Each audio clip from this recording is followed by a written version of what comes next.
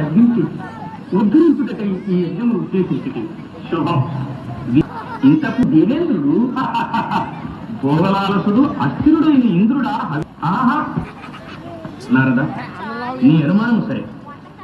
మరి ఆయన తమకు చెప్పగలంతటి వాడనా?